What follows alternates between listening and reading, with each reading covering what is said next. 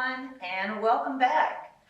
I've got a fun idea for you right now. We're going to be using our sketchbooks. I hope you found this in your kit. You're going to be needing a pencil today. I've got some instructions in a packet for you, and we are going to be exploring drawing noses, lips, and mouths for cats, dogs, lions, tigers, bears. Oh my. You ready to get started? Okay guys, these are some pretty simple instructions, but we're going to go through it step by step. We're going to start with number 1, drawing an upside down triangle. We'll start with an upside down triangle. Step 2, draw a short straight line from the bottom of the triangle, which is the nose. So we're going to draw a little straight line. If you have a cat or a dog, you may notice this when you look at your pets.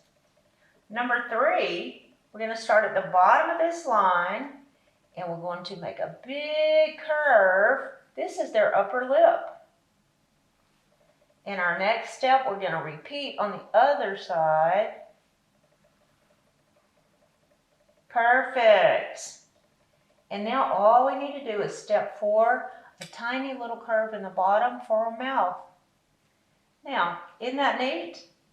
This can be turned into a rabbit, a cat, a dog, a bear. Now, if you want this to be a dog, you would probably want to round out the corners more for his nose.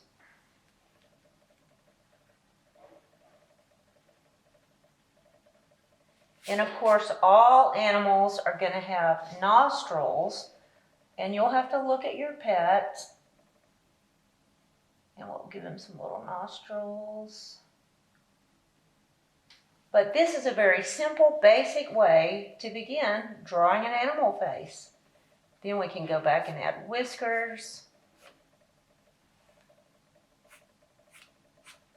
You can choose what kind of animal it is by what kind of eyes you draw.